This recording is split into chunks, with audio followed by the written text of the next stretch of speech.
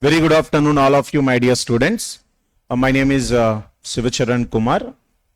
Today, I am going to explain the suggested answer providing by us. This is only a suggested answer providing from our end, not from the institute end. There may be some deviations between our assumptions as well as different institutes as well as CA institute assumptions. But we took proper care while developing this video and while posting these answers. Okay? And many students, this suggested answer will help the many students finding their result before institute result. That means ఈ రిజల్ట్ని బట్టి CA foundation ఎవరైతే లా attempt చేస్తుంటారో వాళ్ళ ఎగ్జామ్ని వాళ్ళు కొంచెం cross verify చేసుకుంటారు మేము ఇచ్చినటువంటి ఈ సజెస్టెడ్ ఆన్సర్తో. సో దట్ వాళ్ళ రిజల్ట్ ఏంటనేది వాళ్ళకి ముందుగా ఒక ఐడియా వస్తుంది. నెక్స్ట్ స్టెప్ ఏం తీసుకోవాలి after completion of CA foundation exams అనేది కూడా వాళ్ళు ఇప్పుడే ప్లాన్ చేసుకోవచ్చు. And a small disclaimer, there may be some deviations between our assumptions and other institute and as well as ICA board assumptions also, right? So first of all, analysis. Like in law subject, generally questions are of two types. Either it may be a theory questions or it may be either a practical questions.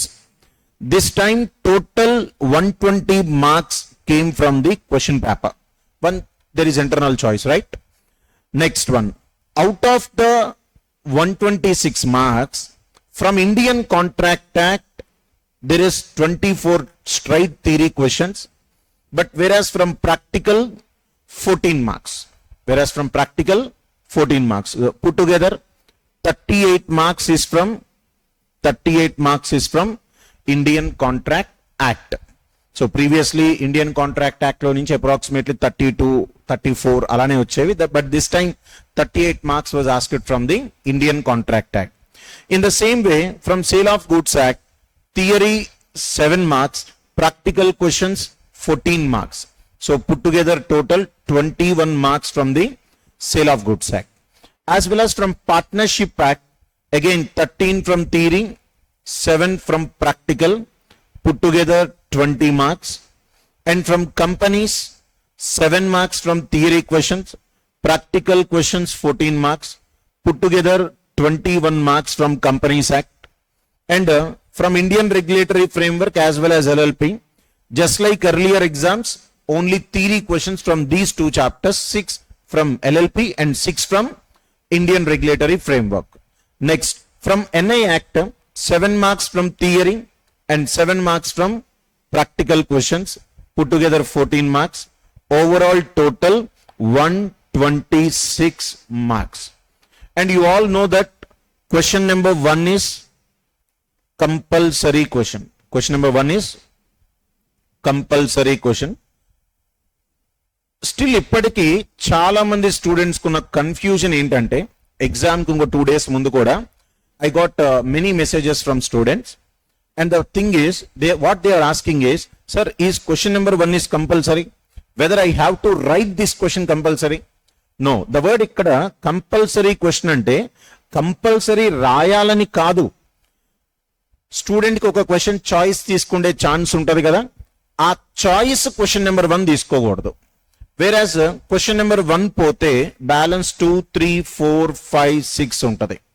Student can take one question as choice from 2, 3, 4, 5, 6, not from question 1. అంటే మీకు ఏదైతే choice ఉందో అది question 1 తీసుకోకూడదు. 2, 3, 4, 5, 6 questions లో ఏదో ఒక question ని మీరు చాయిస్ గా తీసుకోవచ్చు. అది దాని క్లియర్ కట్ మీనింగ్ అమ్మ. Next one. సో మనం ఆల్రెడీ డిస్కస్ చేసాం ఏ చాప్టర్ నుంచి ఏం క్వశ్చన్స్ వచ్చాయి అనేది. ఇందులో what I'm going to explain is and what I want to suggest to you is, don't start from question number 1. Question number 1 తో మీరు ఎప్పుడు కూడా మీ ఎగ్జామ్ ని స్టార్ట్ చేయకూడదు. Because question number 1 is always lengthy question. ఎందుకు ఇది question number 1 లెందీగా provide చేస్తుంది institute? Because మీ యొక్క psychological and time management skills ని ఇక్కడ ఇన్స్టిట్యూట్ తెలుసుకోవాలనుకుంటది. ఇన్స్టిట్యూట్ ఎప్పుడు కూడా మీ నాలెడ్జ్నే కాదు, అదర్ యాక్టివిటీస్ మీద కూడా మీకు ఎంతవరకు కమాండ్ ఉంటుంది అనేది institute always wants to know, so that me time management skills ఎలా ఉంటాయి, అట్ ద సేమ్ టైం సైకలాజికల్గా మీరు ఎంత పర్ఫెక్ట్గా ఉంటారు, ఇవన్నీ కూడా ఫౌండేషన్ లెవెల్ నుంచే స్టూడెంట్స్కి అలవాటు చేస్తుంది. That's why student question number 1 లెందీగా కావాలని ఇన్స్టిట్యూట్ ప్రొజెక్ట్ చేస్తుంది. సో దట్ మనం ఏం చేయాలి, క్వశ్చన్ నెంబర్ 1ని ఫస్ట్ చదవకూడదు, straight away start your answer as well as question paper reading from end to first, not from first to end. అంటే first నుంచి ఎండ్ కాకుండా ఎండ్ నుంచి ఫస్ట్కి వస్తే మీరు ఎర్లీ టైంలో ఎక్కువ క్వశ్చన్స్ ని చదివేస్తారు, అట్ ద సేమ్ టైం ఎక్కువ క్వశ్చన్స్ ని ఆన్సర్ కూడా చేస్తారు. And one more thing from this video, నేను సేమ్ అదే ప్యాటర్న్ ని ఇక్కడ కూడా ఫాలో అవుతాను. ఎలాగైతే ఇప్పుడు నేను స్టూడెంట్స్ కి క్వశ్చన్ నెంబర్ 1తో స్టార్ట్ చేయొద్దు, start your question paper reading from question number 6 అని చెప్పాను, రివర్స్ ట్రెండ్ అని చెప్పాను, నేను కూడా అదే ఫాలో అవుతాను. బికాస్ నేను మిమ్మల్ని ఒక స్టాండ్ ఫాలో అవ్వమని చెప్పి నేను అది ఫాలో అవ్వకపోతే అది కరెక్ట్ కాదు కదా. So that's why I also follow the same trend. ఓకేనమ్మా, సరే. అండ్ ఇందులో కూడా మనకి థియరీ ప్రాక్టికల్ క్వశ్చన్స్ బోత్ ఉన్నాయి. అండ్ థియరీ క్వశ్చన్స్ ని పర్టికులర్ గా నేనేం ఎక్స్ప్లెయిన్ చేయను, because there is no technical concepts in that. Direct గా థియరీ చదివిన వాళ్ళు రాసేస్తారు. బట్ నేను ఏం చెప్తాను థియరీ క్వశ్చన్స్ లో అంటే, basically institute will award step wise marking. So ఒక స్టూడెంట్ ఒక థియరీ క్వశ్చన్ లో ఒక అప్రాక్సిమేట్లీ ఒక 10 పాయింట్స్ ఉన్నాయి అనుకుందాం. అండ్ ఈ 10 పాయింట్స్ ఏ పాయింట్ కి ఎన్ని మార్క్స్ వచ్చే ఛాన్సెస్ ఉంటాయి. సో బికాస్ ప్రతి స్టూడెంట్ ఈ 10 పాయింట్స్ ఎగ్జామ్ లో రాసుంటాడా, రాయడు. ఇందులో ఒక 3 పాయింట్స్ 4 పాయింట్స్ వాడు అటెంప్ట్ చేస్తుంటాడు. కొంతమంది ఏమో 5 పాయింట్స్, కొంతమంది 7 పాయింట్స్ అటెంప్ట్ చేస్తుంటారు. So here what I want to try to give a messages, A point కి ఎన్ని మార్క్స్ వస్తాయో ఒక ఎస్టిమేటెడ్ గా మీకు చెప్తాను. సో దట్ ఒక student say for example X, వాడు ఒక 3-4 పాయింట్స్ రాశాడు, వాడికి ఎన్ని మార్క్స్ వస్తాయో వాడు ఒక ఎస్ఎస్ అనేది వాడు చేయగలడు, ఎనలైజేషన్ వాడు చేయగలడు. Because of that analysation he may go for his second step. CA inter join అవ్వాలి, ఎక్కడ జాయిన్ అవ్వాలి, జాయిన్ అవ్వచ్చా లేదా రిజల్ట్ వరకు వెయిట్ చేయాలా, వాడికి కూడా ఒక ఐడియాని నేను ప్రొవైడ్ చేయడం కోసం ఈ థియరీ క్వశ్చన్, నేను క్వశ్చన్ ఎక్స్ప్లెయిన్ చేయను, బట్ మార్కింగ్ ఎలా ఉంటది, మీకు మార్క్స్ ఎలా వచ్చే ఛాన్సెస్ ఉంటాయో I will try to explain it. చూద్దాం ఒకసారి. First start from your end అని చెప్పా కదా. Question number 6C, referring to the provisions of the Sale of Goods Act. Just a second. Referring to the provisions of the Sale of Goods Act 1930, answer the following. State the situations when a seller can restrain from passing the property to the buyer, and in spite the fact that the goods have already been delivered to the buyer. Also state the circumstances in which the seller is presumed to have reserved the right of disposal of the goods in property. చాలా మంది students కి sale of goods act లో ఈ right of disposal reserved అనే point మీద చాలా మందికి doubt వస్తుంది. సో ఏం లేదమ్మా, రైట్ ఆఫ్ డిస్పోజల్ రిజర్వ్డ్ అంటే ఏంటి? What is the general rule? As and when seller deliver the goods to carrier or buyer agent or even to the bailey for the purpose of transmission to the buyer. అంటే buyer కి ఇచ్చినా, buyer agent కి ఇచ్చినా, even carrier కి goods ఇచ్చి buyer కి ఇవ్వమని చెప్పినా, ఆర్ ఎల్స్ బెయిలీకి గూడ్స్ ఇచ్చి బయ్యర్ కి ఇవ్వమని చెప్పినా, automatically seller to buyer ownership will pass. Seller to buyer ownership will pass. కాకపోతే ఎప్పుడైతే రైట్ ఆఫ్ డిస్పోజల్ రిజర్వ్ అయ్యిందో, రైట్ ఆఫ్ డిస్పోజల్ రిజర్వ్డ్ అయిన కేసెస్ లో మాత్రం ఈవెన్ దో గూడ్స్ ని మీరు క్యారియర్ కి ఇచ్చి ఉండొచ్చు, ఆర్ డైరెక్ట్ గా బయ్యర్ కే ఇచ్చి ఉండొచ్చు, ఆర్ బయ్యర్ ఏజెంట్ కి ఇచ్చి ఉండొచ్చు, లేదా బెయిలీకి ఇచ్చి బయ్యర్ కి ఇవ్వమని చెప్పుండొచ్చు. అయినా సరే ఓనర్షిప్ అనేది సెల్లర్ టు బయ్యర్ పాస్ అవ్వదు. ఈవెన్ దో మీరు డెలివరీ చేసి ఉండొచ్చు బయ్యర్ కి, but still no ownership will pass from seller to buyer. ఈ కాన్సెప్ట్ ని right of disposal is reserved అని అంటాం. ద నేమ్ ఇట్ సెల్ఫ్ ఈజ్ ఇండికేటింగ్ దట్. ఆ పేరులోనే ఉంది, మీరు అబ్జర్వ్ చేస్తే right of dispose is reserved. So dispose అంటే ఏంటి? Nothing but sale. Here the word dispose means sale. Right of sale is still reserved by the seller. Here the word reserve means holding the right. Holding the right. అంటే sale చేసే right ని seller ఇంకా తన దగ్గరే reserve చేసుకుంటున్నాడు. అంటే sale చేసే right general గా ఎవరి దగ్గర ఉంటుంది? ఓనర్. అంటే ఓనర్షిప్ రైట్ ని సెల్లర్ ఇంకా తన దగ్గరే రిజర్వ్ చేసుకుంటున్నాడు. సో ఇన్ సచ్ కేస్ మీరు ఈవెన్ దో బయ్యర్ కి గూడ్స్ ఇచ్చినా, బయ్యర్ ఏజెంట్ కి ఇచ్చినా ఓనర్షిప్ అనేది పాస్ అవ్వదు. సార్ మరి అది ఎలా రిజర్వ్ చేసుకుంటాం మనం? అంటే రైట్ ఆఫ్ డిస్పోజల్ ని మనం ఎలా రిజర్వ్ చేస్తాం? దీనికి ఒక 2 కండిషన్స్ ఉన్నాయి. 2 points or 2 conditions. For example X వైకి గూడ్స్ ని షిప్ ద్వారా గూడ్స్ ని డెలివర్ చేశాడు. ఈ షిప్ ద్వారా డెలివర్ చేసినప్పుడు బేసిక్ గా ఎక్స్ వైకి బిల్ ఆఫ్ లాడింగ్ అనే ఒక డాక్యుమెంట్ ఇష్యూ చేస్తాడు. Now seller issued bill of exchange also along with the bill of lading. ఎప్పుడైతే బిల్ ఆఫ్ ఎక్స్చేంజ్ కూడా ఇష్యూ అయ్యిందో then buyer has to accept this bill of exchange. Buyer ఏం చేయాలమ్మా? ఈ bill of exchange ని accept చేయాలి. ఒకవేళ buyer accept చేయకూడదు అనుకుంటున్నాడు, దెన్ బిల్ ఆఫ్ ఎక్స్చేంజ్ ని, గూడ్స్ ని, బిల్ ఆఫ్ లాడింగ్ ని రిటర్న్ చేయాలి. ఇన్ కేస్ అలా రిటర్న్ చేయకుండా బిల్ ఆఫ్ లాడింగ్ ని కెప్టెన్ కి చూపించి గూడ్స్ ని కలెక్ట్ చేసుకుంటే అప్పుడు seller to buyer ownership pass అవ్వదు. ఈవెన్ దో బయ్యర్ కి గూడ్స్ వెళ్ళిపోయాయి, అయినా ఓనర్షిప్ పాస్ అవ్వదు until the bill of exchanges accepted. Until the bill of exchanges accepted. Next, అలానే sometimes there may be some special conditions from seller to the carrier. అంటే seller goods ని buyer కి carrier ద్వారా పంపించినప్పుడు carrier కి కొన్ని conditions చెప్పాడు. Like price pay చేస్తేనే గూడ్స్ ఇవ్వు అని ఒక కండిషన్ పెట్టాడు. క్యాష్ ఆన్ డెలివరీలో ఉండేది అదే కదా. In such case cash pay చేస్తేనే సెల్లర్ టు బయ్యర్ ఏం పాస్ అవుద్ది? ఓనర్షిప్.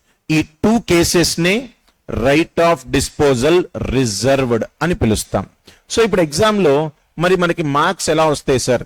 వెరీ స్మాల్ ఆన్సర్ చూడండి ఒకసారి. So as per my experience మీకు ఈ 2 పాయింట్స్ రాసినందుకు ఒక 2 మార్క్స్ వస్తాయి, అండ్ పాయింట్ నెంబర్ 3 రాసినందుకు మీకు అనదర్ 2 మార్క్స్ వస్తాయి.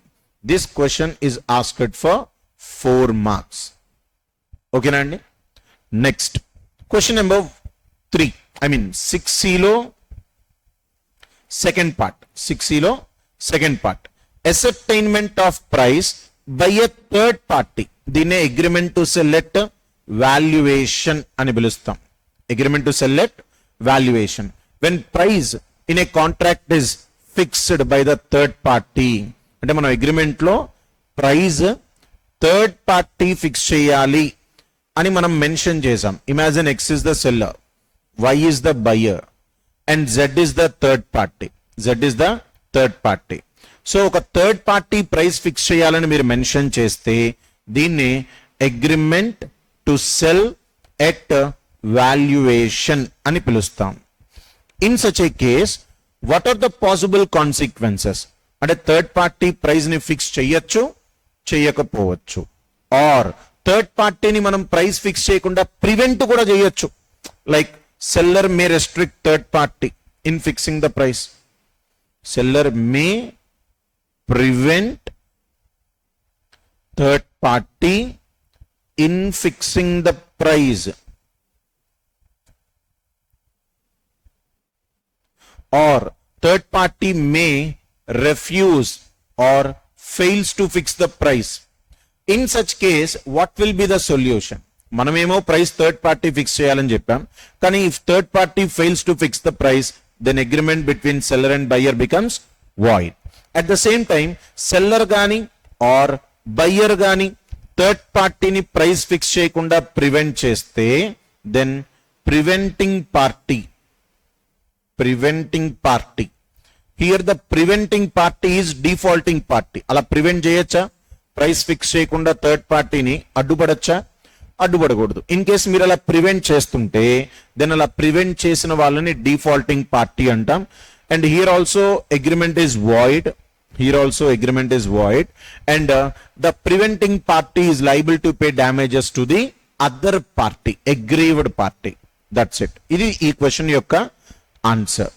అండ్ ఫర్ దిస్ మీకు ఇది అసర్టైన్మెంట్ ఆఫ్ ప్రైస్ అనేది ఒక జనరల్ గా మనం ప్రొవైడ్ చేసిన కీ, కానీ ఐ థింక్ మోస్ట్లీ ఇది మీ కీలో ఉండకపోవచ్చు. ఈ first paragraph main answer CA institute release చేసేది. బట్ ఈ agreement to sell at valuation, this is your main part of the answer and it is asked for 3 marks. So ఈ 3 marks మీకు maybe ఇక్కడ division చేయడం కష్టం. So దీనికి ఒక 1 mark, దీనికి ఒక 2 మార్క్స్ వచ్చే ఛాన్సెస్ ఉంటాయి. First point, second point. Next తర్వాత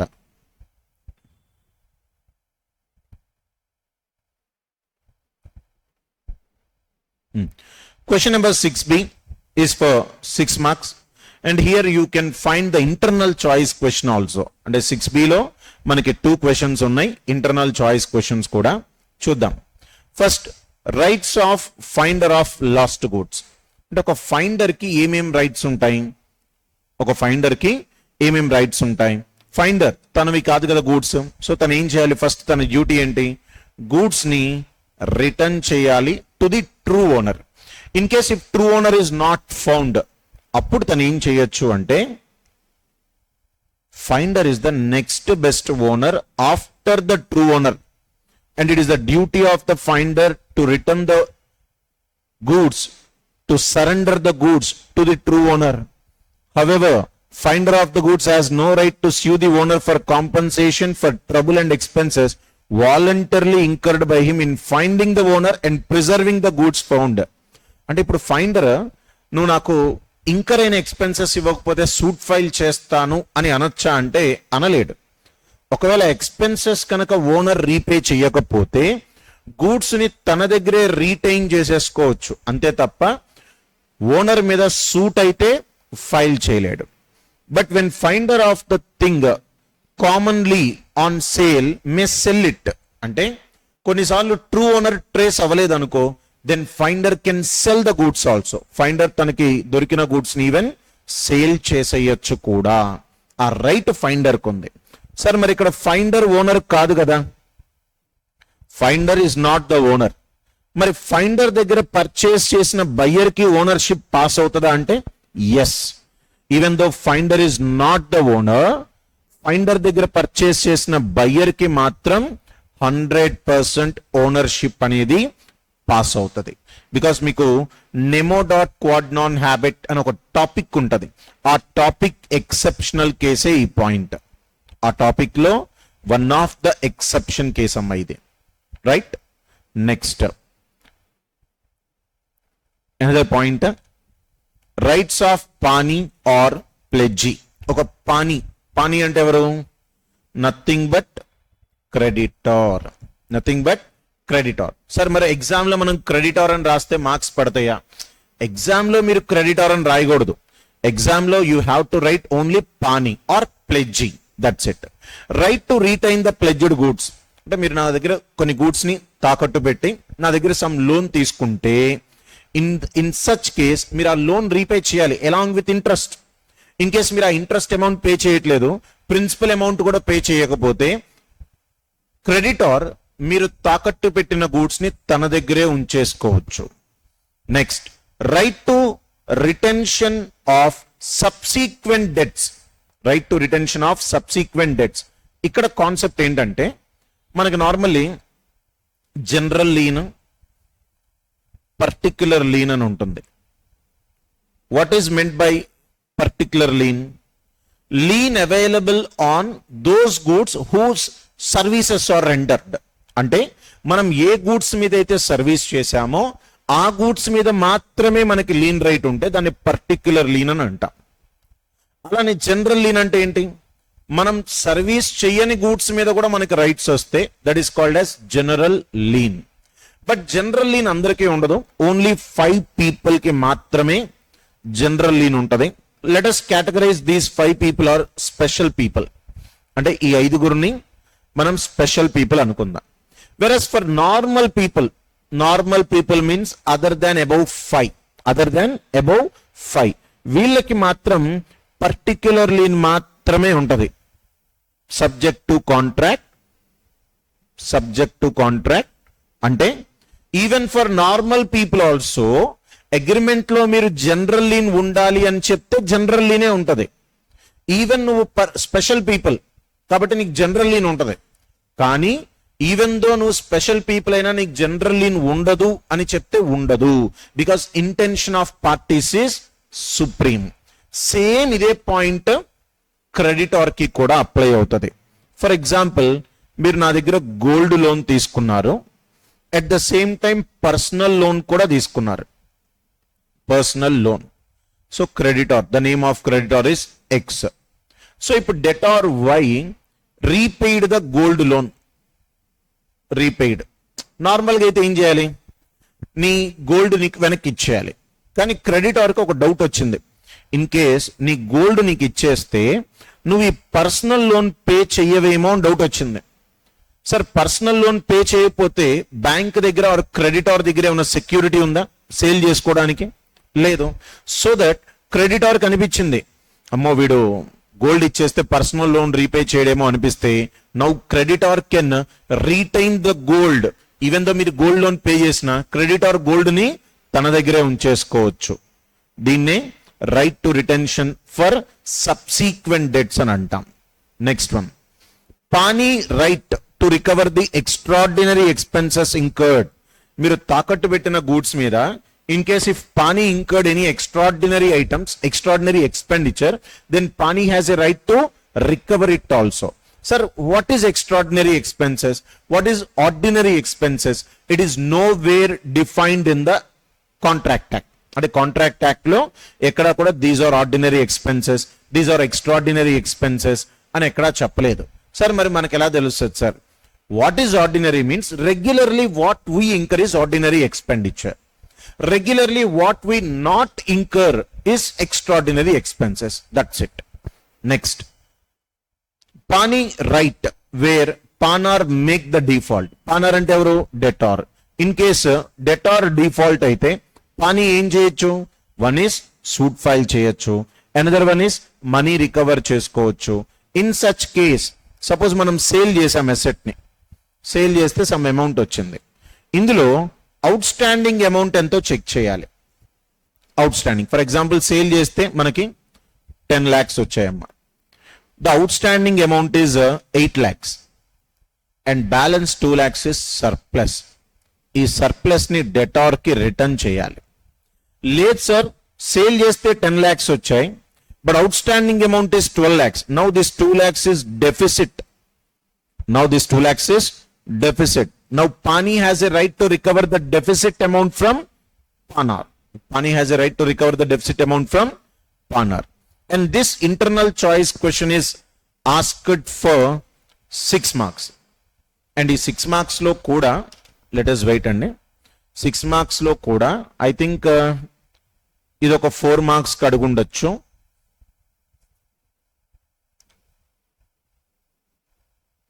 And now next, this one. Answer both of the following with reference to the provisions of the Contract Act 1872. The party defrauded has several remedies at his disposal. Discuss the remedies available to the party defrauded. అంటే effects of fraud అని అడిగాడు, nothing but effects of fraud. అంటే ఒక fraud జరిగినప్పుడు aggrieved పార్టీకి ఎలాంటి rights ఉంటాయి? Aggrieved party can cancel the contract or he can continue the contract. కదా, నేను కంటిన్యూ చేస్తాను, బట్ మీరు చెప్పిన అబద్ధాన్ని నిజం చేయమని చెప్తాడు. అంటే ఇమాజిన్, మీరు నాకు ఒక బ్లూ పెన్ సేల్ చేశారు, బట్ నాకు చెప్పేటప్పుడు అది గ్రీన్ పెన్ అని అబద్ధం చెప్పి సేల్ చేశారు. సో ఇప్పుడు నేను ఎయిదర్ పర్లేదులే గ్రీన్ పెన్ కాకపోయినా బ్లూ వచ్చింది కదా, అడ్జస్ట్ అయిపోయి కంటిన్యూ చేయొచ్చు. ఆర్ ఎల్స్ నేను మీ దగ్గరికి వచ్చి, if you make your statement as correct. అంటే నువ్వు చెప్పిన అబద్ధాన్ని నిజం చేస్తే then I will not cancel the contract, I will continue the contract. That means నువ్వు ఈ బ్లూ పెన్ రిటర్న్ తీసేసుకొని నేను అడిగిన గ్రీన్ పెన్ రిటర్న్ చేస్తే, నేను అడిగిన గ్రీన్ పెన్ నాకు ఇస్తే, then I will not cancel the contract, I will continue the contract అని కూడా చెప్పచ్చు. Next, state the circumstances under which a contract of bailment shall terminates. అంటే బెయిల్మెంట్ కాంట్రాక్ట్ ఎప్పుడు టర్మినేట్ అవుతుంది అన్నాడు. A contract of bailment shall terminate in the following circumstances on expiry of the stipulated period. Example, నేను మీకు ఒక 5 days bike రెంట్కి ఇచ్చాను అనుకుందాం. ఎప్పుడైతే 5 days కంప్లీట్ అయిపోయిందో మన ఇద్దరి మధ్య రెంటల్ అగ్రిమెంట్, బెయిల్మెంట్ కాంట్రాక్ట్ ఏమవుతుంది? ఎండ్ అయిపోతుంది. Or on fulfilment of the purpose. Sir, ఇక్కడి నుంచి నాకు bike to go to Tirupati వెళ్ళటానికి నాకు బైక్ కావాలి అని అడిగావు. Once you go to Tirupati, the purpose is completed, so the bailment contract also comes to an end. Next one, or by notice. Suppose bailee inconsistent with the terms of the bailment. నేను bike మీకు రెంట్కి ఇచ్చేటప్పుడు 40 kilometer speed కన్నా వెళ్ళకూడదు, మస్టెడ్, should అని ముందే చెప్పాను. In case మీరు 40 kilometers కన్నా బియాండ్ వెళ్తే I will cancel the contract అని కూడా చెప్పాను అనుకోండి. In such a case the bailment contract will terminate once you violated the bailor statement. Next one, లేదు, ఇక్కడ ప్రీమెచ్యూర్ టర్మినేషన్ అని ఒక పాయింట్ వస్తుంది. వెరీ వెరీ ఇంపార్టెంట్ పాయింట్, ఒకసారి చూద్దాం. Mature termination. చూడమ్మా, what is mean by premature termination? Here మనం check చేయాల్సింది అది గ్రాచ్యుటస్ బెయిల్మెంటా ఆర్ నాన్ గ్రాచ్యుటస్ బెయిల్మెంటా చెక్ చేయాలి. సో గ్రాచ్యుటస్ అంటే ఏంటి? Free of cost. అదే నాన్ గ్రాచ్యుటస్ అంటే not for free of cost, not for free. Example, not for free of cost. నేను బైక్ 5 days మీకు రెంట్కి ఇచ్చాను, బట్ 2 days తర్వాత నా బైక్ నాకు ఇచ్చేయమని అడిగాను అనుకోండి. It is called breach of contract by bailor. అది బెయిలార్ ప్రామిస్ ని బ్రేక్ చేసినట్టే. So that bailor is liable to pay damages to bailee. But whereas in case అది గ్రాచ్యుటస్ బెయిల్మెంట్ అయితే బెయిలార్ కెన్ టర్మినేట్ ఇట్. అంటే నా బైక్ సపోజ్ నేను 5 days నా bike ఫ్రెండ్కి ఇచ్చాను అనుకుందాం. ఫ్రెండ్ దగ్గర నేను రెంట్ ఏం చార్జ్ చేయను కదా. So that it is comes under gratuitous bailment. So ఈ 5 days రెంట్కి ఇచ్చినప్పుడు 2 days లోనే నా బైక్ నాకు వెనక్కి ఇచ్చేయి అని అడగొచ్చు నేను. In such a case bailor is liable to pay the expenses incurred by the bailee or the benefit not enjoyed by the bailey. The benefit not enjoyed by the bailey అంటే ఏంటి? Example, suppose ఆ bike లో ఒక 20 liters bike petrol tank capacity. Imagine 1 liter petrol is equal to 50 kilometers bailey can travel and 1 liter petrol is equal to 100 rupees. Let us assume. ఓకేనా? So ఇప్పుడు Bailey అనుకున్నాడు, నాకు bike 5 days రెంట్కి వచ్చింది, I mean ఫ్రీగా మా friend ఇచ్చాడు, tank full చేద్దామని 20 liters పెట్రోల్ కొట్టించేశాడు. నౌ బెయిలీ ట్రావెల్డ్ 2 days లో బెయిలీ ఒక 600 kilometers ట్రావెల్ చేశాడు. 600 kilometers ట్రావెల్ చేసిన తర్వాత నా బైక్ నాకు ఇచ్చేసే అని అడిగాను. నా బైక్ నాకు ఇచ్చేసే అన్నాను. ఇప్పుడు బెయిలీకి ఏ అమౌంట్ పే చేయాలి? వీడు 2 days లో యాక్చువల్గా ఎన్ని లీటర్స్ పెట్రోల్ కొట్టించాడమ్మా? 20 liters into 50 kilometers. That means వాడు 1000 kilometers ట్రావెల్ చేసే కెపాసిటీ ఉంది ఆ బైక్కి. కానీ వాడు ఎన్ని కిలోమీటర్స్ ట్రావెల్ చేశాడు? 600. So 1000 minus 600 that is equal to still 400 kilometers travel చేసేంత పెట్రోల్ ఆ బైక్ లో ఉంది. So 400 kilometers divided by 50 km అప్పుడు ఎంత వస్తుంది? 8 liters ఆఫ్ పెట్రోల్ స్టిల్ ఆ బైక్ లో ఉంది. ఇంటూ 100 అంటే 800 rupees బెయిలీకి పే చేసి ఆ బైక్ ని తీసుకోవచ్చు. That's it. అది ప్రీ మెచ్యూర్ టర్మినేషన్ అంటే.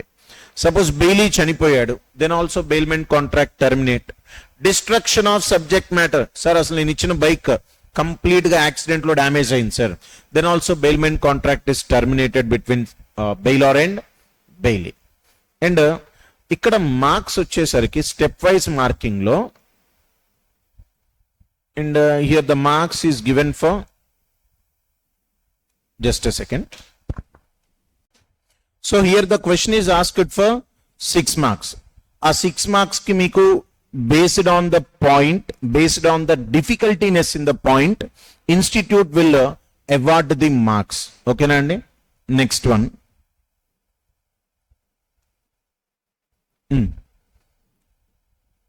సో చాలా డిఫికల్ట్ క్వశ్చన్. డిఫికల్ట్ అనటం కన్నా కూడా ఇన్స్టిట్యూట్ కొంచెం కొత్తగా అడిగింది. Let us try to answer question number 6A. Question number 6A. Examine the validity of the following instruments under the Negotiable Instrument Act 1881 by providing justification in support of your conclusion, treating the 3 situations independent of each other. కింద 3 different scenarios ఇచ్చాడు. ఈ 3 different scenarios ని base చేసుకొని అది వ్యాలిడా లేదా ఇన్వాలిడా మనం explain చేద్దాం. A promissory note for 25,000 executed by Alok, containing an undertaking to pay the unidentified person who brings his lost dog. Anand thereafter found and brought the dog and claimed the reward.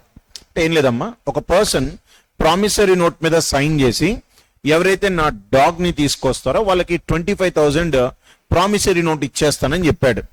There after Anand అనే person ఆ promissory note అంటే dog ని కనిపెట్టాడు. మరి ఇప్పుడు Anand amount ని claim చేయగలడా? The answer is yes. The answer is yes. Because normally as per NI act చూద్దాం. As per NI act here the payee must be certain. Payee must be certain అంటే creditor కెపాసిటీలో ఎవరైతే ఉంటారో వాళ్ళెవరో మనకి ముందే తెలియాలి. వాళ్ళ పేరుని మనం ప్రామిసరీ నోట్ లో మెన్షన్ చేస్తాం. But capable of being made certain, capable of being made certain ఉన్నా కూడా అది వ్యాలిడ్ ప్రామిసరీ నోటే. Capable of being made certain ఉన్నా కూడా అది వ్యాలిడ్ ప్రామిసరీ నోటే. చూడండి ఒకసారి conclusion. The promissory note is valid under the NI Act 1881 and Anand is entitled to claim 25,000. In the given case, Alok executed a promissory note promising to pay 25,000 to the unidentified person who brings the dog. Here the payee is not named at the time of execution. A promissory note రాసినప్పుడు వాడేమి దాని మీద person పేరు mention చేయలేదు. However, the person can be identified with certainty when the dog is found and return. కానీ ఆ person ఎవరో మనకు తెలిసిద్దిగా. ఎప్పుడు తెలుస్తుంది? వాడు డాగ్ తెచ్చి ఇచ్చిన తర్వాత అప్పుడు ఆ పర్సన్ నేమ్ మనకు తెలుస్తుంది. ఆ నేమ్ ని మనం ఇప్పుడు ప్రామిసరీ నోట్ లో మెన్షన్ చేస్తాం. Anand actually found and brought back the lost dog and thus became as identifiable person and entitled to the reward. అంటే at the time of promissory note మనం రాయకపోయినా పర్లేదు. ఆ ప్రామిసరీ నోట్ నేను డెలివర్ చేసేటప్పుడు నాకు ఆ పర్సన్ పేయి తెలిస్తే చాలు. ఇప్పుడు నాకు పర్సన్ పేయి తెలుసా తెలీదా? తెలుసు. Who is the person here? Anand. So that it is a valid promissory note. Next second one. A signed bearer cheque was delivered by Alok as a reward to Anand for the already completed services of finding the lost dog. మీకు గుర్తుంటే Indian contract act లో past services, past consideration అని ఉంటది. Same అదే topic అమ్మా. మీరు dog ని తీసుకొని నాకు ఇచ్చిన తర్వాత నేను మీకు ఒక చెక్ ఇచ్చాను, ప్రామిస్ చేశాను, I will pay the money అని చెప్పి మీకు ఒక చెక్ ఇస్తే అది కూడా వ్యాలిడే. ఇక నేనేం పేరేం రాయలేదు, but bearer cheque is valid under the NI act and Anand can legally recover the amount mentioned in the cheque. Next one, third one. Alok made a self-drawn and self-accepted bill of exchange and delivered it to Anand as a reward after the dog was found. ఇక్కడ చాలా మంది స్టూడెంట్స్కి వచ్చే doubt ఏంటంటే, sir bill of exchange అంటే ఇక్కడ 3 parties ఉంటారు కదా, జనరల్లీ డ్రాయర్, డ్రాయి, పేయి. కానీ ఇక్కడ Drawer and drawer is the same person. Who is that person? Alok. Who is that person? Alok. Alok made a self-drawn and a self-accepted check. అంటే తనే bill ని prepare చేశాడు కాబట్టి Alok is drawer. At the same time తనే bill ని accept కూడా చేశాడు. So that Alok is drawee. దీన్ని self drawn self accepted bill అని చెప్తారు. And this is also a valid bill of exchange. So the self-drawn and self-accepted bill of exchange is valid under the NI Act 1881 and Anand is entitled to enforce the payment. So with this we completed 6th question, 20 marks question. And actually students 6th question choice తీసుకోవచ్చా అంటే no. It is my sincere advice, do not take the 6th question as choice because direct theory questions kada anni except in negotiable instrument act mostly theory questions వచ్చాయి and అది కూడా easy questions వచ్చాయి కాబట్టి it is better to score in 6th question. Now 5C. Briefly discuss the exceptions to the rule caveat privity of contract as laid down under the provisions of the Indian Contract Act. What is privity of contract is saying? Stranger to contract can't sue and can't be sued. అంటే contract లో third party ఎవరైతే ఉంటారో వాళ్ళనే మనం stranger అని కూడా అంటాం. Now this stranger can't sue because contract is a private relation between two parties, promisor and promisee. So the contractual relation, that is rights and duties in a contract, is restricted in between them only. వాళ్ళిద్దరి మధ్య contract లో rights duties restrict అయి ఉంటాయి. No third party has a right to question, no third party has a duty to perform the contract. But there are some exceptional cases. In those exceptional cases even a third party can sue and third party can be sued. And this question is asked for 6 marks. So any points on it total? 7. So institute generally will allot each point 1 mark. So any 6 points out of 7 student will be benefited with out of marks. Next one. Question 5B, 7 marks. Small chapter అమ్మా, చిన్న chapter నుంచి వచ్చింది question ఇది. ఓకేనా? Minor position in a partnership firm. చిన్న chapter ఏం కాదు. ఒక పార్ట్నర్షిప్ ఫామ్ లో మైనర్ పొజిషన్ గురించి అడిగాడు. ఏమడిగాడు? Before attaining majority, after attaining majority, what are the rights and what are the liabilities of a minor. చూద్దాం. సో జనరల్లీ మైనర్కి ఎలాంటి రైట్స్ ఉంటాయి in a partnership firm? Minor partnership firm లో partner అవ్వచ్చు for benefits only. Sir benefits only అంటే minor అసలు losses ని bear చేయడా, మైనర్ అసలు లైబిలిటీస్ ని బేర్ చేయడా అంటే బేర్ చేస్తాడు. బట్ ఎంతవరకు అంటే to that extent of his capital account, minor capital account, credit balance. తన క్రెడిట్ బ్యాలెన్స్ లో ఇన్ కేస్ 2 lakhs ఉందనుకుందాం, that is surplus. So maximum minor ఎంత బేర్ చేస్తాడు అంటే ఆ 2 lakhs. అది లాస్ అయినా లైబిలిటీ అయినా minor will bear a maximum of 2 lakhs only. Right? Next one. Sir మరి ఇంకా మైనర్ కి ఏమేమి రైట్స్ ఉంటాయి సార్? సో ఇంకా మైనర్ కి ఏమేమి రైట్స్ ఉంటాయి? మైనర్ కి can access accounting books of the firm అంటాడు. Accounting books of the firm. ఇక్కడ బుక్స్ ఆఫ్ ది ఫర్మ్ లో 2 types ఉంటాయమ్మా. Accounting books, non accounting books. So accounting books అంటే ఏముంటాయి? Journals, ledgers like balance sheets, trial balance etcetera. Versus non accounting books అంటే staff registers, employee data, customers data or employee data. Right? Customer data. So all these are non-accounting books.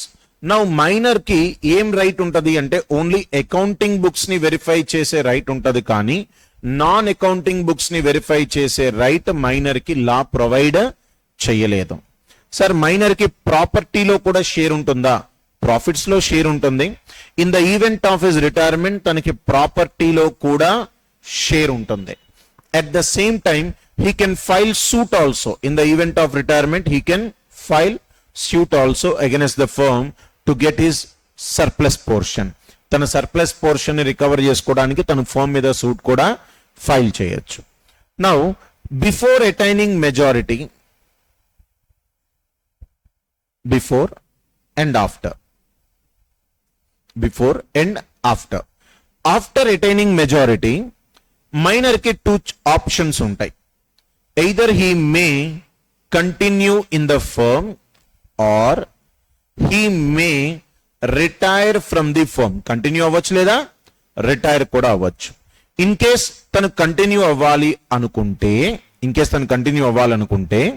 తన intention ని notice ఇవ్వాలి.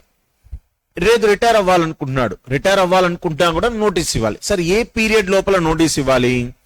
With in 6 months from date of attaining majority, date of attaining majority, or when it is comes to his knowledge, when it is comes to his knowledge, whichever is earlier. అంటే దీని అర్థం ఏంటి? Suppose వాడు major అయిన date ఇది 1/1/27 వాడు major అయ్యాడు. But వాడికి నాలెడ్జ్ ఎప్పుడు వచ్చింది? నాలెడ్జ్ లైక్ 31/3/27 నాలెడ్జ్ వచ్చింది. ఏం నాలెడ్జ్ వచ్చింది? మేజర్ అయ్యానని నాలెడ్జ్ రావడం కాదు. వాడు సో అండ్ సో ఫర్మ్ లో పార్ట్నర్ గా ఉన్న విషయం వాడికి 31/3/27 తెలిసింది. ఈ రెండిట్లో విచ్ ఎవర్ ఇస్ లేటర్ అంటే ఏ డేట్ అమ్మా? ఇది 31/3/27 ఇస్ ద లేటర్ డేట్. ఇక్కడ నుండి 6 months క్యాలిక్యులేట్ చేయండి. దట్ ఇస్ 30th September 27. ఈ పీరియడ్ లోపల మైనర్ నోటీస్ ని ప్రొవైడ్ చేయాలి. Either to continue in the firm or to retire from the firm. Sir ఏమీ చెప్పలేదు సార్, కంటిన్యూ అని చెప్పలేదు, రిటైర్ అవుతానని చెప్పలేదు. ఏమీ చెప్పకపోతే after the completion of this term he will be automatically considered as a full-fledged partner. He will be automatically considered as a full-fledged partner. Okay namma? Now liability ఎలా ఉంటది? In case వాడు continue అవుతానని చెప్పాడు, then liability ఎలా ఉంటది? Retrospective. That means from the date of his admission his liability will become unlimited. From the date of his admission his liability will become unlimited. లేదు sir retire అవుతానని చెప్పాడు. Now up to the date of retirement, up to the date of retirement he is liable just like as a minor partner, just like as a minor partner. That's it. So ఇది ఈ question కి సంబంధించిన answer. So ఇప్పుడు దీనికి ఎన్ని marks award చేశాడు? మనకి 7 marks కదమ్మా. సో మీకు దీనికి ఒక 1.5 mark అని, దీనికి ఒక 1.5 mark, యాజ్ వెల్ యాజ్ దీనికి ఒక 1.5 mark. Something institute will split like this. Institute will split like this. As of now, how many marks completed? 3, 6 marks completed. For rights, you may award with 1 mark. Next one.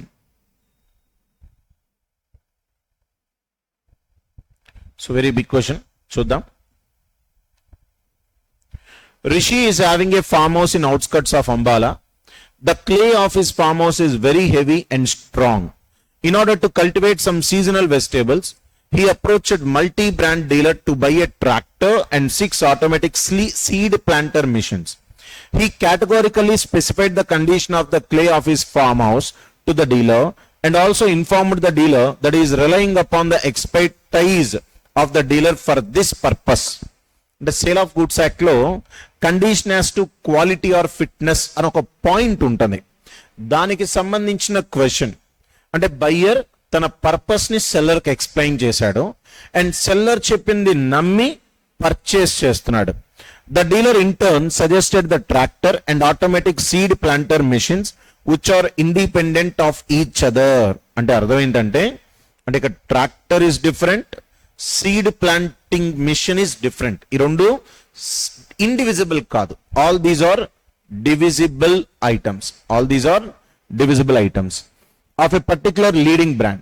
Rishi, relying upon the expertise of the dealer, purchased the above items through a single bill with separately itemized pricing that breaks down the individual cost for the tractor and each of the 6 seed planter machines with item serial number. While they were being used for digging the land and sowing seeds, the tractor broke down just after 16 days of use and it was found to be unsuitable for the purpose.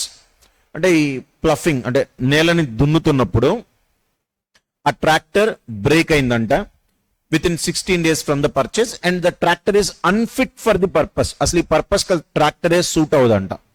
In contrast only 1 out of 6 seed planting machines broke down on the same day. కానీ seed planting machines లో మాత్రం 6 break అవ్వలేదు, ఒకటే break అయింది. And remaining on the same day it was also unsuitable for the particular field. And even ఈ seed planting machines కూడా suit అవ్వవు. By this time all the 5 seed plant machines were already in the specified field by Rishi and found to be suitable.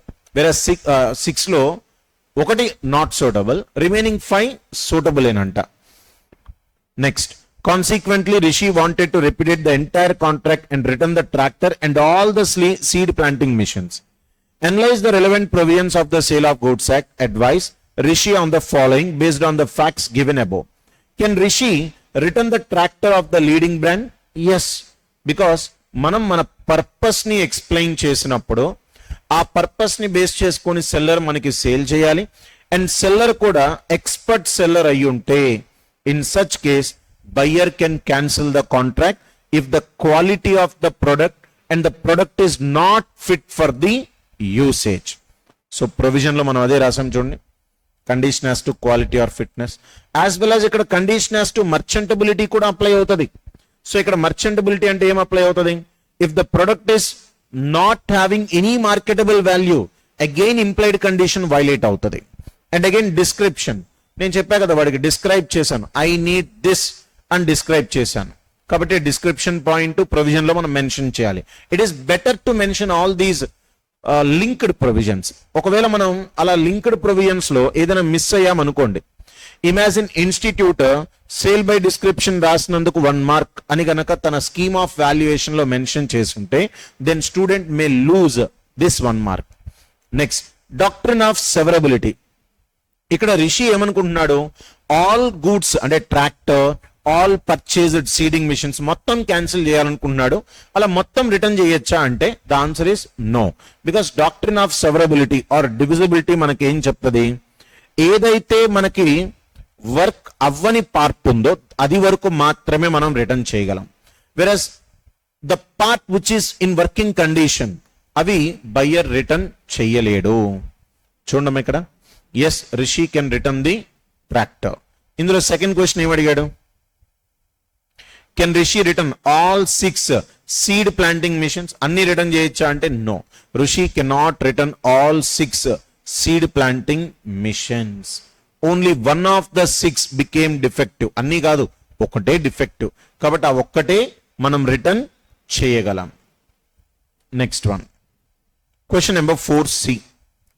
So it is about Indian regulatory framework chapter common law. ఇప్పుడు మన case law అన్నా common law అన్నా judicial precedents అన్నా all are same. So ఇక్కడ judicial precedent అంటే ఏంటి, sometimes judges on their own will judgements ని declare చేస్తారు. జనరల్లీ జడ్జెస్ జడ్జిమెంట్ ఎలా ఇవ్వాలి, as per the law. Lalo act లో ఏముందో అదే జడ్జిమెంట్ ని డెలివర్ చేయాలి తప్ప ఓన్ జడ్జిమెంట్ ఇవ్వకూడదు. But when there is ambiguity, when there is ambiguity in the act, then judges can use their own judgments. అలా జడ్జెస్ ఓన్ గా ఇచ్చిన జడ్జిమెంట్స్ ని మనం కేస్ లా, కామన్ లా అని మనం పిలుస్తాము. నెక్స్ట్ తర్వాత ప్రిన్సిపల్స్ ఆఫ్ న్యాచురల్ జస్టిస్. ఒక జడ్జెస్ జడ్జిమెంట్ ని డెలివర్ చేసేటప్పుడు కొన్ని ప్రిన్సిపల్స్ ని వాళ్ళు ఫాలో అవ్వాలి. అంటే వాళ్ళ ఇష్టం వచ్చినట్టుగా జడ్జిమెంట్స్ ఇవ్వకూడదు. Like not before me, not before మీ అంటే అర్థం, ఇన్ కేసు ఏదైనా నా ఫ్యామిలీ మెంబర్స్ కి సంబంధించిన వాళ్ళే కోర్టులో బోన్లోకి వచ్చారనుకుందాం. ఇప్పుడు ఆ కేసు నేను డీల్ చేశాను అనుకో యాజ్ ఎ జడ్జ్ గా, ఏమవుతుంది, నేను బయాస్డ్ గా జడ్జిమెంట్ పాస్ చేస్తాను. అంటే నా ఫ్యామిలీని ప్రొటెక్ట్ చేసుకోవడానికి ట్రై చేస్తాను, వాళ్ళని సేవ్ చేస్తాను, తక్కువ జడ్జిమెంట్, తక్కువ పనిష్మెంట్ ఇస్తాను, లేదా అసలు పనిష్మెంట్ ఇవ్వను, వాళ్ళని ఇన్నోసెంట్ అని చెప్పేస్తాను. In such a case law ఏం చెప్తుంది, జడ్జెస్ కొన్ని ప్రిన్సిపల్స్ ఫాలో అవ్వాలి. అందులో one of the most important principle is this case not before me. Next అలానే other party opportunity of being heard కూడా ప్రొవైడ్ చేయాలి. అంటే we have to hear from both ends. అంటే ఇప్పుడు ప్లెయింటిఫ్, డిఫెండెంట్ ఇద్దరు ఉంటారమ్మా. Plaintiff versus defendant. So plaintiff ఏం చెప్తున్నాడో మనం వినాలి, డిఫెండెంట్ ఏం చెప్తున్నాడో కూడా మనం విని బోత్ సైడ్స్ దెన్ మనం జడ్జిమెంట్ పాస్ చేయాలి. అంతేగాని ఇవేమి వినకుండా మనం జస్ట్ ప్లెయింటిఫ్ సైడ్ ఏదో వినేసి డిఫెండెంట్ కి అగెనిస్ట్ గా జడ్జిమెంట్ ఇవ్వచ్చా? అలాంటివి ఇవ్వకూడదు. ఇదే ప్రిన్సిపల్స్ ఆఫ్ న్యాచురల్ జస్టిస్ అంటే. Next one, question number 4B. Again it is about negotiable instrument act. చూద్దాం. Negotiable instruments may be negotiated either by delivery or by endorsement and delivery. State the situations when negotiable instrument is negotiated by the following modes: by delivery only or by delivery and endorsement. So ఇక delivery అంటే in case ఇది ఒక check అమ్మ, దీని మీద నేనేమి name రాయకుండా just ఇలా సైన్ చేసి మీకు ఇచ్చేస్తే దాన్ని నెగోషియబుల్ ఇన్స్ట్రుమెంట్ బై డెలివరీ అని పిలుస్తాం. ఆర్ అదే ఇక్కడ నేను ఎండార్స్మెంట్ చేశాను, like pay to X, back side of the cheque లో కూడా రాయొచ్చు మనం, this cheque I'm endorsing it to X అని మెన్షన్ చేసి మీకు ఇస్తే దెన్ దాన్ని డెలివరీ అండ్ ఎండార్స్మెంట్ అని పిలుస్తాం. Next one. So in both the cases delivery is important. In case delivery కనుక జరగకపోతే ఓనర్షిప్ ఆఫ్ ద డాక్యుమెంట్ అనేది from one person to another person transfer అవ్వదు. Delivery is essential in the negotiable instruments. Next one.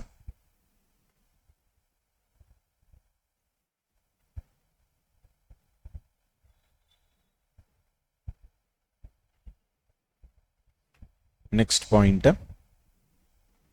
It's a straight theory question అమ్మా, so that నేను అంతకన్నా ఎక్కువ explain చేయట్లేదు. మనం ప్రాక్టికల్ క్వశ్చన్ చూద్దాం. See again it is lengthy question. Question 4A is for again 7 marks. Mr. Bhushan is a businessman dealing in retail sale of jewelry made of gold and precious stones.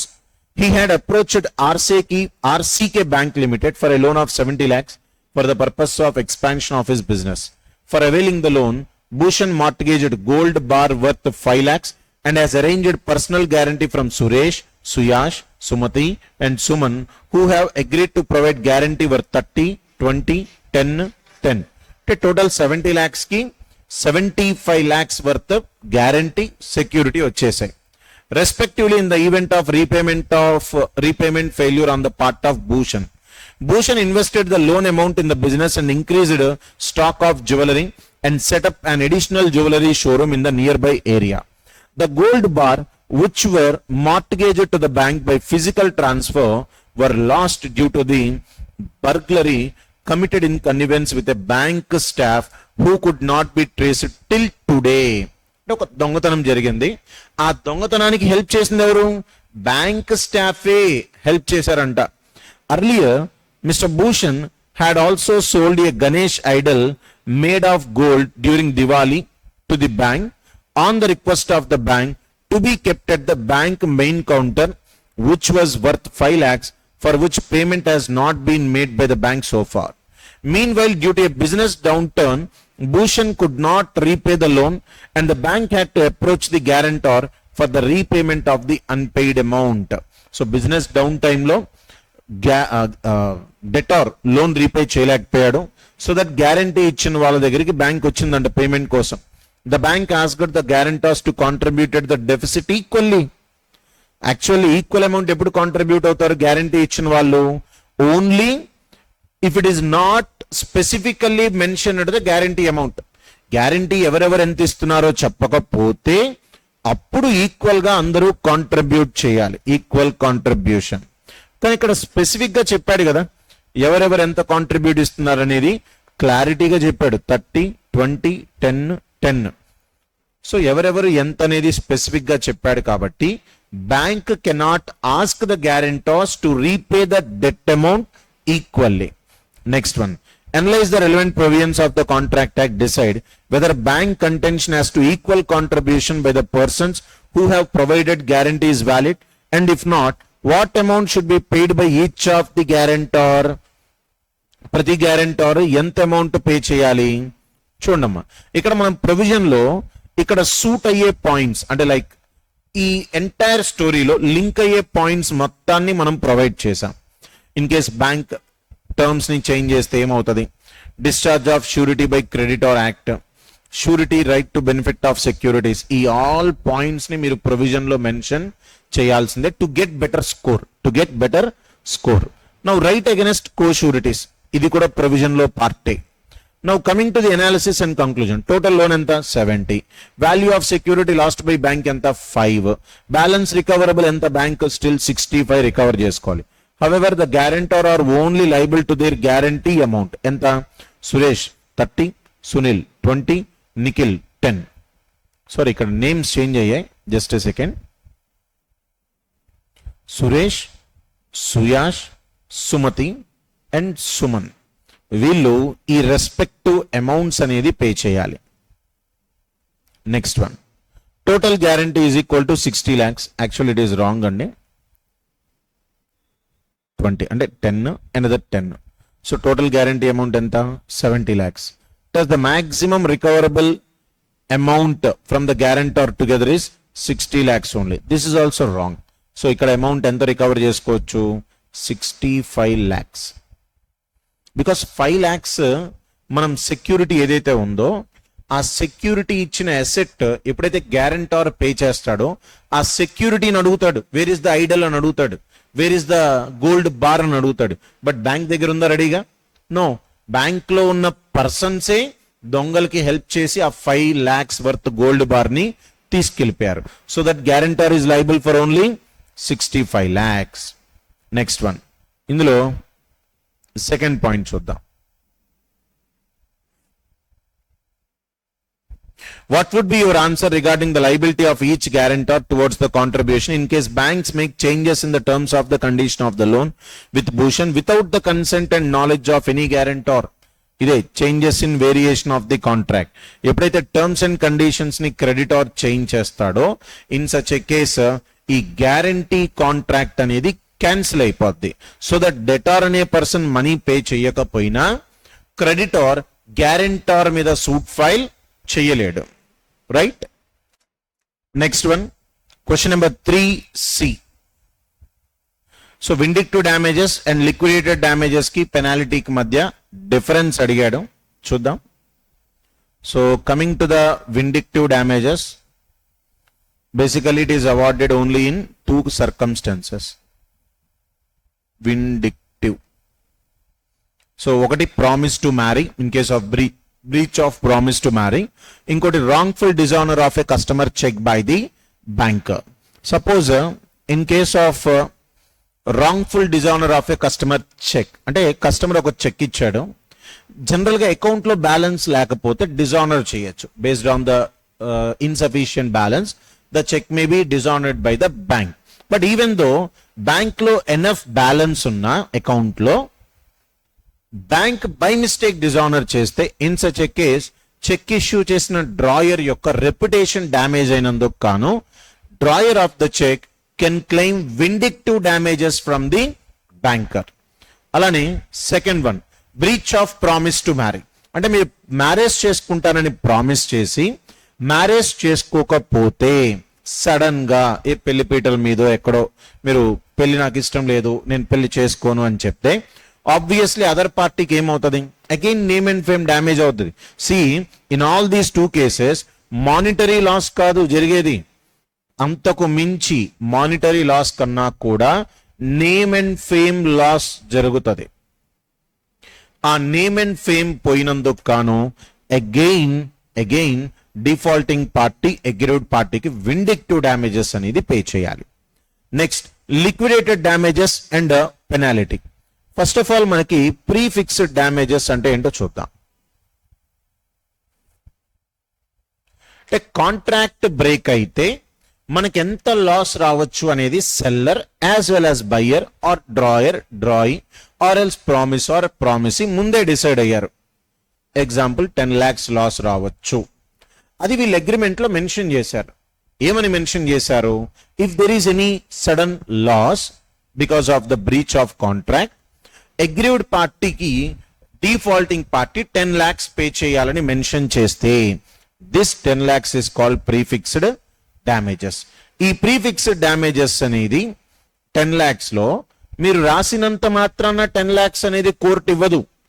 Because ఈ prefixed damages ఏదైతే ఉందో this is comes under compensate nature damages.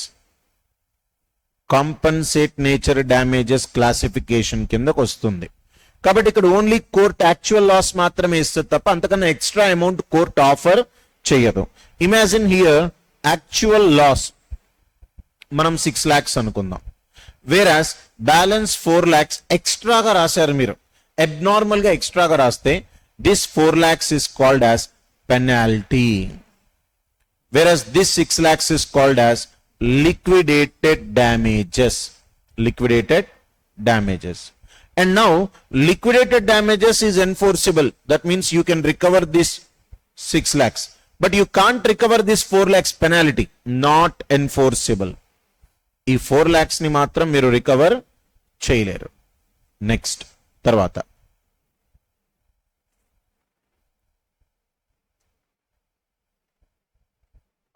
చూద్దాం. 3B, again it is for 7 marks. State Power Corporation Private Limited was incorporated under the Companies Act with 51% held by the central government to promote the infrastructure for a future information technology project. First of all, ఇది ఏ company? Private limited. ఇందులో 51% of the shares ఎవరు held చేస్తున్నారు? Central government. At least 51% government held చేస్తే ఆటోమేటికల్ గా ఇదేమవుతుంది? Government company అవుతుంది. Even though అది private company అయినా, since 51% of the securities was held by the government, then automatically this private company will become government company. Next one. The board of the company had the appropriate representation of the nominee of CG. The company performed extremely well in the initial years after incorporation. However, use of artificial intelligence in the field of information technology broke the backbone of the company and its scale of performance nosedived. అంటే artificial intelligence వచ్చిన తర్వాత company యొక్క performance gradual గా down అయిపోయిందంట. During the last 3 years, State Power Corporation Private Limited has neither conducted any business nor filed the required return with the registrar for the last 2 financial years. Last 2 FYs లో వాళ్ళు returns file చేయలేదు. Last 3 years లో అసలు business కూడా ఏం లేదంట. The board now wishes to apply for the dormant status. Some directors of the company opined that 51% of the stake of CG, the company should be considered as public financial institution in terms of the provisions of the Companies Act. అంటే మనం 51% government ఉంది కాబట్టి మన దగ్గర stake, మన కంపెనీని public financial institute అంటాము అని కొంతమంది అంటున్నారు. అండ్ కంపెనీ ఏమనుకుంటుంది ఇంకా స్టిల్ మన కంపెనీ డార్మెంట్ కంపెనీ స్టేటస్ ని అప్లై చేయాలనుకుంటుంది. చెయ్యొచ్చా? In the contrary, Some other directors also opposed that being a private company, State Power Corporation Private Limited even cannot be considered as a government company. అంటే అసలు 51% securities government held చేసినా అసలు మన company private company కాబట్టి ఇది అసలు government company అవ్వదు అని చెప్తున్నాడు. The directors decided to procure your advice regarding the following matters. Having 51% of the stake of CG, whether State Power Corporation Private Limited could be considered as government company since it was incorporated as private company? Yes. Even though the private company aina, since 51% of the securities minimum held by the government kabata the government company irrespective of whether it is private or public. Whether State Power Corporation Private Limited could be considered as public financial institution in terms of provisions of the Companies Act? No. Actually 1956 Act lo public financial institutions గురించి define చేశారు. Only those companies are considered as a public financial institutions. So in 2013 act there is nowhere defined what is the word public financial institution.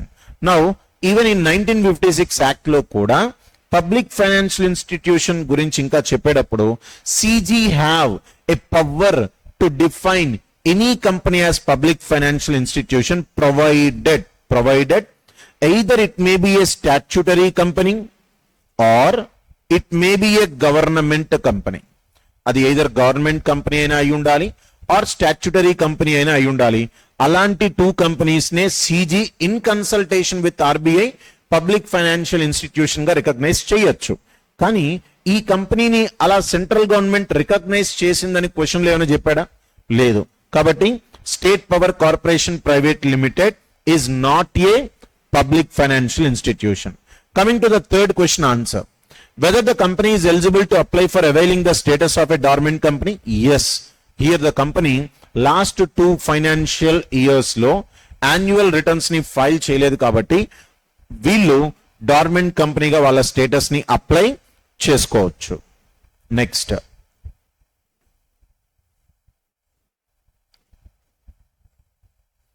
Question 3A. Again, it's some big question. Mr. Chand, once an active partner in CHJ and Associates, has lately taken a backseat due to his ailing health. He observed that the accounts of the firm were not being maintained properly and feared embezzlement by other 2 partners. అంటే remaining partners cash ni misuse చేస్తారేమో వాడికి అనిపిస్తుంది. Keeping this in mind, he assigned the interest in the firm to Niman, his nephew, who is a qualified finance professional and has expertise in that field. Niman ki vaadi share ni transfer chesadu.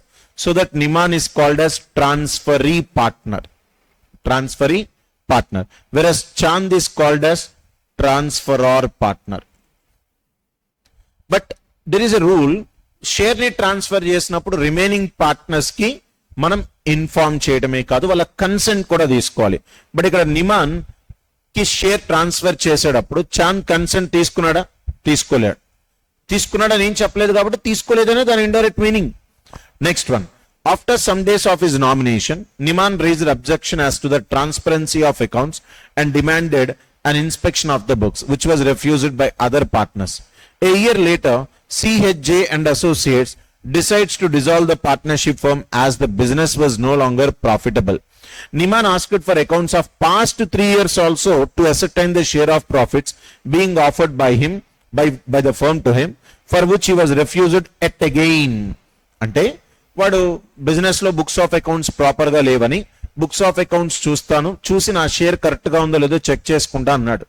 ఇక్కడ transferee partner while continuing the firm he cannot challenge the books of accounts. అంటే వాడు books of accounts ని challenge చేయలేడు. But whereas during his retirement or at the time of dissolution of the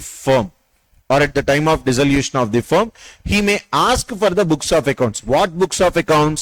Current year books of accounts, not the last 3 years, 4 years, 5 years books of accounts. చూడమ్మా analysis and conclusion.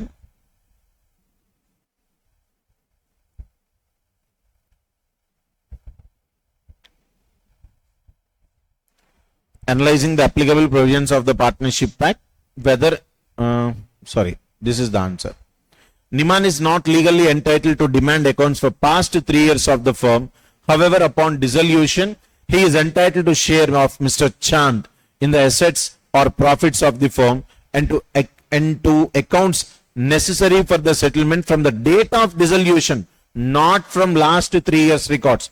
From the date of dissolution, what books of accounts ni adigi teeskoni for ascertaining his share, tana share tan telusukotam kosam books of accounts adagachu. What books of accounts? Current year books of accounts, not the last year books of accounts.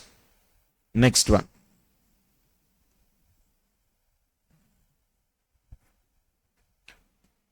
C. Referring to the provisions of the LLP Act 2008, discuss the powers of CG for issuing directions for taking corrective steps against an LLP being registered with a similar name of existing LLP company or a registered trademark of a proprietor under the Trademark Act 1999 as is likely to be mistaken for it. Also discuss the powers of CG to suo motu take steps towards the redressal of the above issue on persisting non-compliance of such directions.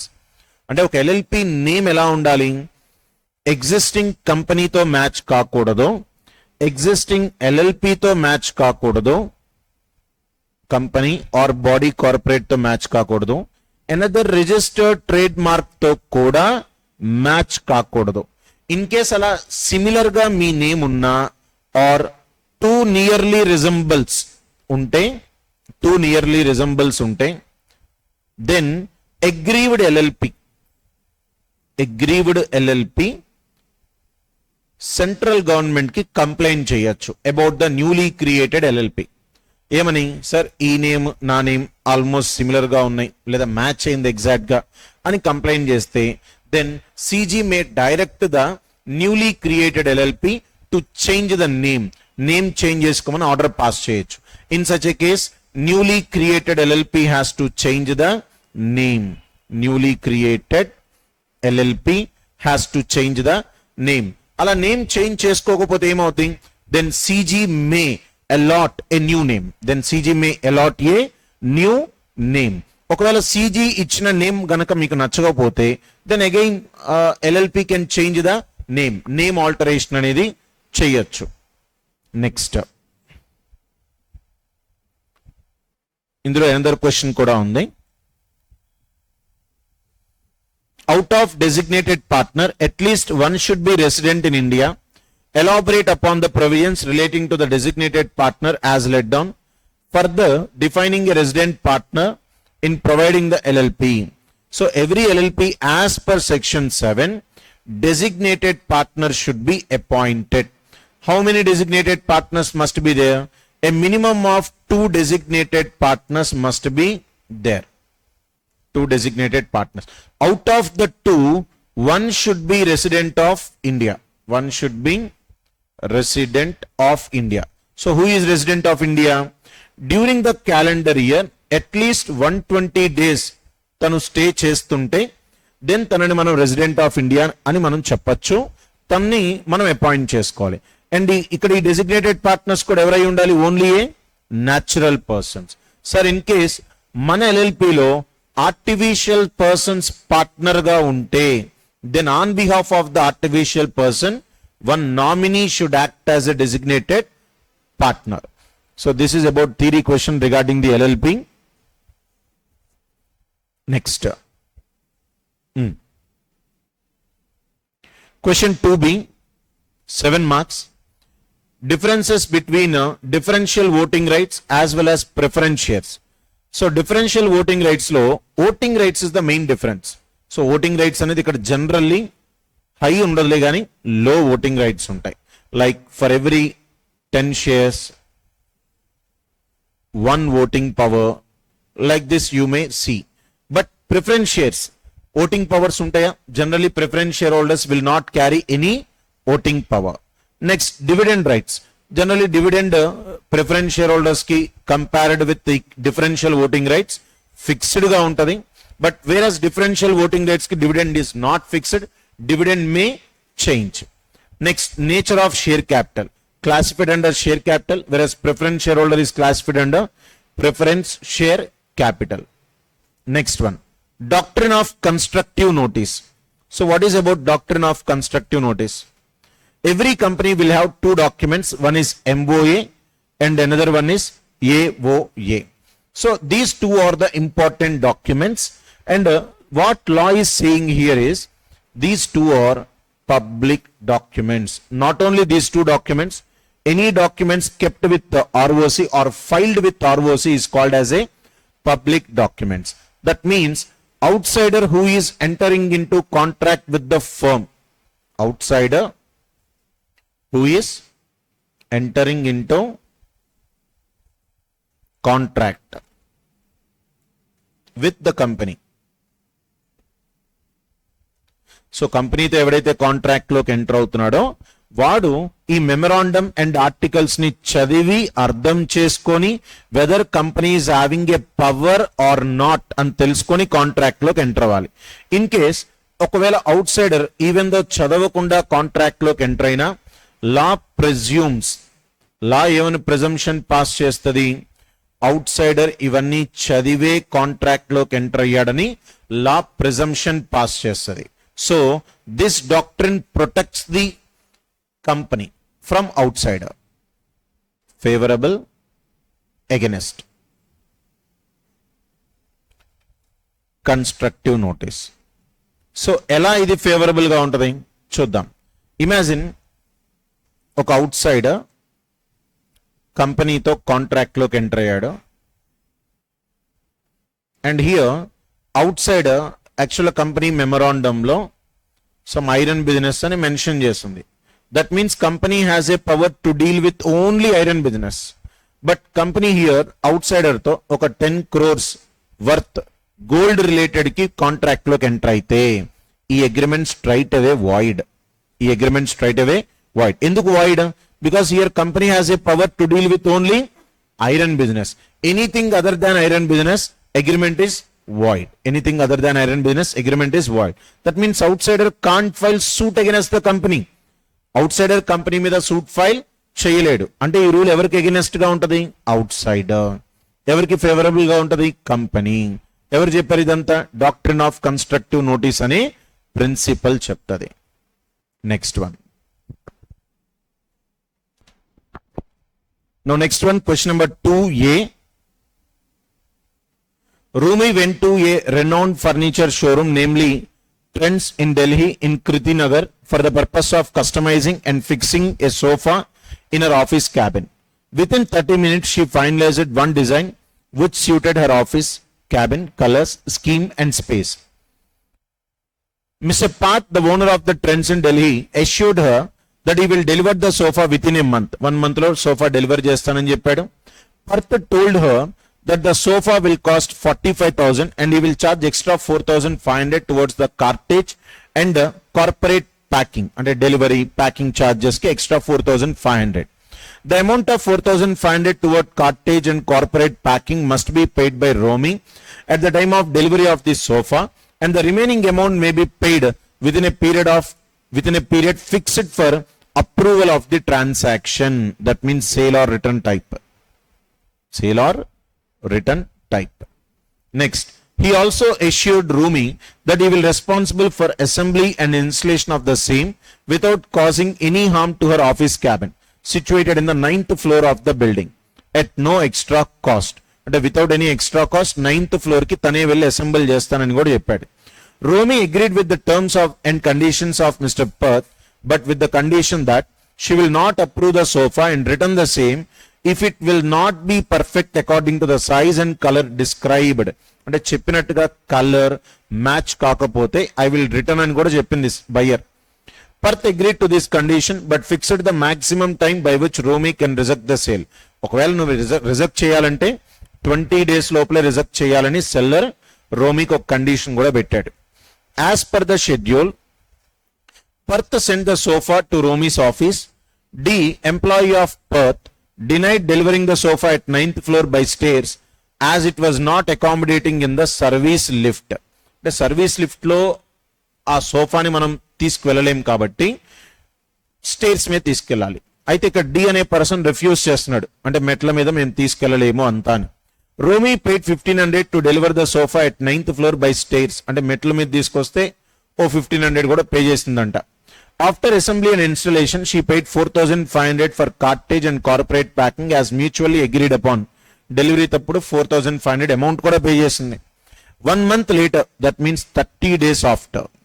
Remember, to return the sofa, only 20 days are available. But here, 1 month తర్వాత తను Perth asked for the payment of 45,000. Romy said that she wants to return the sofa, contending that it was not according to the size and description of her office as she had mentioned at the time of buying the sofa. ముందే చెప్పా కదా నేను, because colour, shape, design match కాలేదు కాబట్టి return చేస్తానని చెప్తుంది. Alternately, she was ready to pay only 25,000 towards the cost of sofa in place of 45, as the sofa was not according to her choice and exact requirements. నేను అనుకున్నట్టుగా లేదు కాబట్టి only 25 pay చేస్తాను, balance 20,000 నేను pay చెయ్యను అని చెప్తుంది. Next one, analyze the applicable provisions of the sale of goods act. Advise the following with reasons. Whether Romy can refuse to make the payment of 45,000 by mentioning the sofa not according to the size and description which she described at the time of placing the order. The answer is no.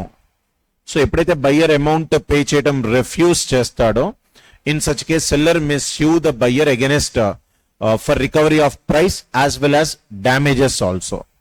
Next one, in your opinion,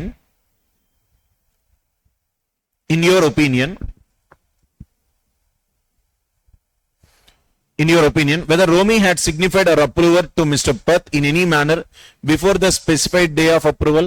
No. So ఇక్కడ రోమీ తన acceptance ని ముందే inform చేసిందా? No. 30 days తర్వాత inform చేసింది. కానీ ఇక్కడ మీరు అబ్జర్వ్ 30 days తర్వాత రిటర్న్ చేస్తానని చెప్పింది. కానీ ఇక్కడ వాడు ఏమడుగుతున్నాడు? Signified her approval. Signified means acceptance. తనకి టైం ఎప్పటి వరకు ఉంది? 20 days లోపల నచ్చకపోతే రిటర్న్ చేయొచ్చు. But after the expiry of 20th day, she impliedly accepting the sofa set and the meaning. So here she accepted the goods. Next, whether Mr. Perth should file a suit against Romy for non-payment or he could accept 25,000 towards the full and final payment of sofa, as there were remote chance of having a positive outcome of the suit and the sofa was customized and already delivered to Romy. No, ఇక్కడ రోమీ దగ్గర నుంచి మనం entire 45,000 recover చేసుకోవచ్చు. Parth should file a suit against Romi for non payment అంటే yes, తను file చేయొచ్చు. Seller can file suit against the buyer. Next question number 1C. So ABC and Co, a partnership firm is going to be dissolved. The partner seeks your advice on the following points referring to the relevant provisions of the Indian Partnership Act in this regard. Right of partners to have business wound up after dissolution. Even though ఇక్కడ business wound up అంటే dissolve అయినా partners కి still rights ఉంటాయి. ఏం rights ఉంటాయి చూడమ్మా, ఏం rights ఉంటాయి? On the dissolution of a firm, every partner or his representative entitled as against all other partners or their representative to have the property of the firm applied in the payment of the firm debts and liabilities of the firm. అంటే even though firm dissolve అవుతున్నా firm assets ని sale చేస్తే వచ్చిన మనీతో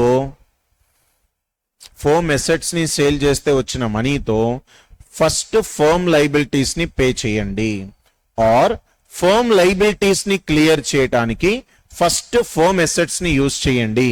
in case if there is any surplus, ఆ surplus లో మాకు share ఇవ్వండి అని అడిగే రైట్ ప్రతి పార్ట్నర్ కి ఉంటుంది. Next one, mode of settlement of partnership accounts. Accounts ని ఎలా సెటిల్ చేసుకుంటాం? అసెట్స్ అమ్మిన తర్వాత వచ్చిన మనీతో ఫస్ట్ మనం ఎవరి లైబిలిటీస్ ని క్లియర్ చేయాలి? ఫస్ట్ అవుట్ సైడ్ లైబిలిటీస్ ని క్లియర్ చేయాలి. అవుట్ సైడ్ లైబిలిటీస్ క్లియర్ చేశాక later on that partners advances ని రీపే చేయాలి. పార్ట్నర్స్ అడ్వాన్సెస్ ని కూడా రీపే చేశాక స్టిల్ ఫర్మ్ కున్న లైబిలిటీ ఏమిటి? Partners capital. ఈ పార్ట్నర్స్ క్యాపిటల్ కూడా రీపే చేశాక ఉన్న అమౌంట్ ని మనం సర్ప్లస్ అంటాం.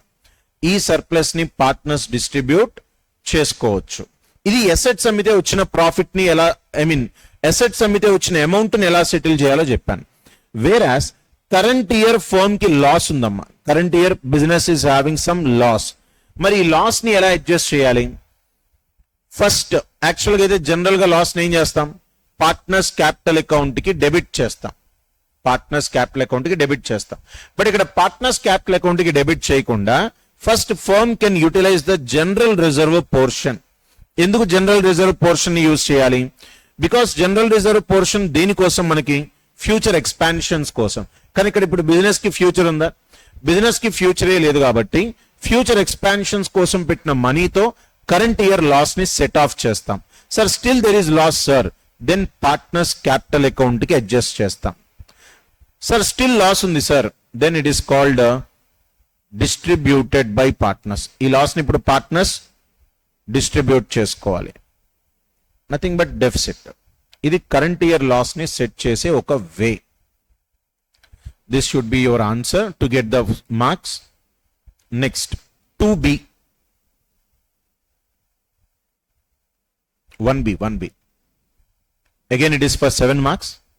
Hirath Foundation was incorporated under Section 8 of the Companies Act in May 2020 with the object to promote a healthier lifestyle of the human beings while caring for the planet. Hirath was one among the founder member of the company. Mission of the company was to inspire healthier living by providing pure, organic and sustainably sourced products that nurture both people and the planet. Hirath Foundation was running successfully in terms of the objective. Being well aware of the success of Hirath Foundation, Ram and Sons, a partnership firm, invested 25% in equity of Hirath Foundation in April 2024, in which Hirath father Ram having 80% stake. అంటే వాళ్ళ father కి 80% stake ఉంటే అందులో ఒక 25% divert చేశారు to section 8 company. A few days later, Ram started interfering in the business of Hirath Foundation by supplying poor quality raw material, which defeated the main purpose of Hirath Foundations of providing pure and organic products to nurture people and planet. అంటే వాళ్ళ object ఏంటి? Pure products ని manufacture చేసి or else produce చేసి అవి supply చేయాలి, planet protection ఉండాలి. This is the object of section 8 company. Beside Ram and Sons pressurized the directors of the company and Hirath Foundation, succumbed by the pressure, was forced to declare 10% dividend. But imagine, section 8 companies prohibited to declare dividend. But వీళ్ళు ఏమంటున్నారు, ఈ కంపెనీలో మాకు ఎక్కువ shares ఉన్నాయి, so that మేము చెప్పింది ఈ కంపెనీ వినాల్సిందే అని మాకు డివిడెండ్ కావాలని ఫోర్స్ చేస్తున్నారు. Whereas the other shareholders did not withdraw their share of dividend on the ground that Hirath Foundation was incorporated for other purposes. Whereas remaining persons కి తెలుసు మన కంపెనీకి డివిడెండ్ డిస్ట్రిబ్యూట్ చేసే రైట్ లేదని తెలుసు, సో దట్ వాళ్ళు dividend ని withdraw చేయట్లా. Some farmers who were earlier supplying organic vegetables to Hirath Foundation and were denied to supply their products after the interference of Ram and Sons. వీళ్ళ interference తర్వాత ఈ organic products ని supply చేసే farmers కంపెనీకి ఇప్పుడు supply చేయట్లా. Filed a complaint before the CG to revoke the license of Hirath Foundation. అలానే licence ని రివోక్ చేయమని కంప్లైంట్ కూడా ఫైల్ చేశారు సీజీకి. The CG, after hearing all stakeholders, gave a notice for revocation of license of Hirath Foundation after issuing a show cause notice to the company. After revocation of license, the CG ordered for winding up of Hirath Foundations in public interest. Some directors of Hirath Foundation approached you for advice in the following matters. చూడండి ఏమన్నాడు. Whether the Ram Sons can invest 25% in the total equity of Hirath Foundation? Yes, because partnership firm can also be a part of section 8 company.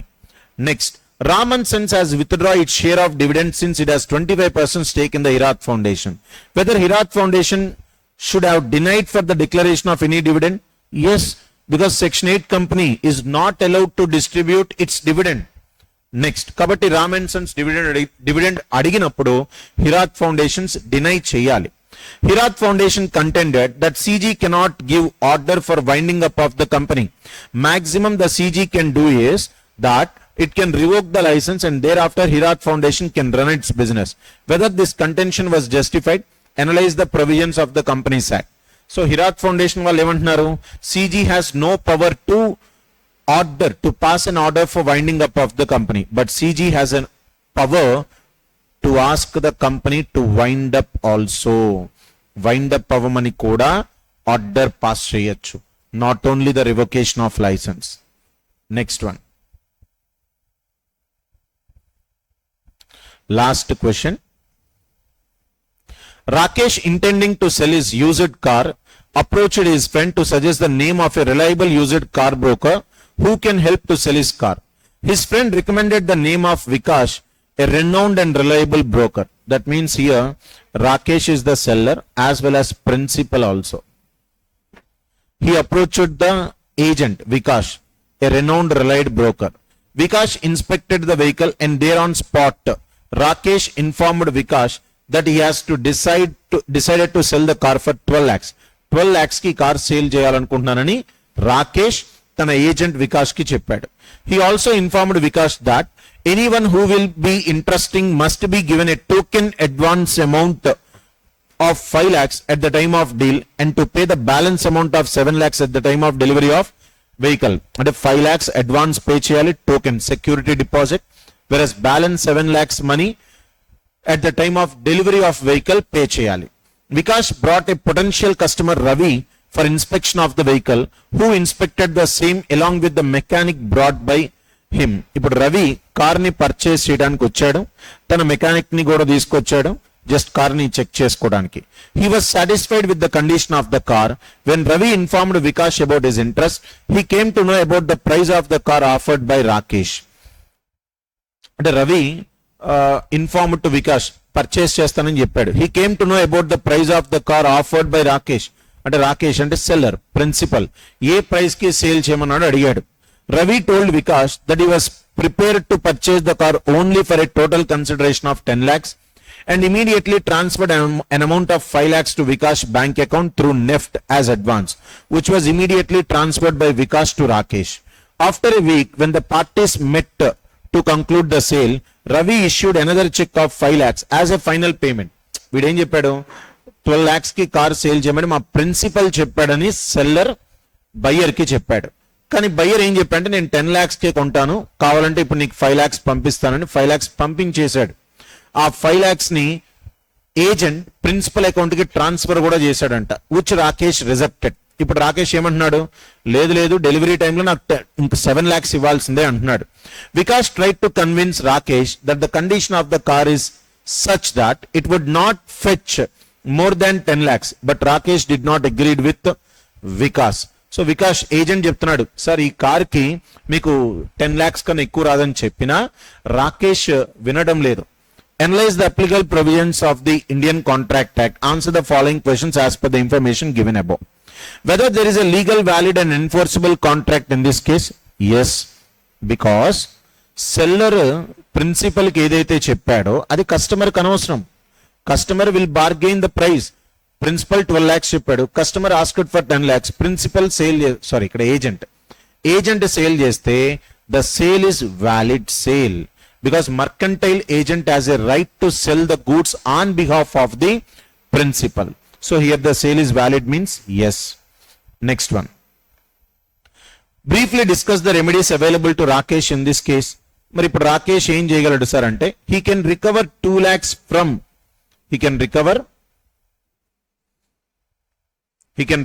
2 lakhs from his agent for not following his duties. Next, third one.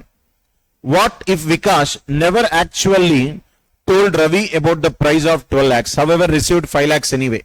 అసలు car price 12 lakhs అని చెప్పలా, just buyer advance pay చేశాడు. In such a case here alternative answer May arise అమ్మా.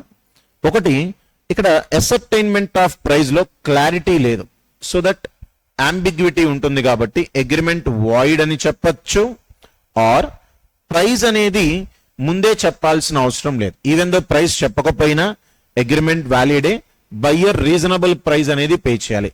ఈ 2 alternative answers లో రేపు CA institute ఏ answer provide చేస్తుంది అనేది we have to wait and see. This is about question paper explanation and total 120 marks. Out of 120, 70 marks is for theory and 56 marks is for practical questions. All the best for your result. Thank you.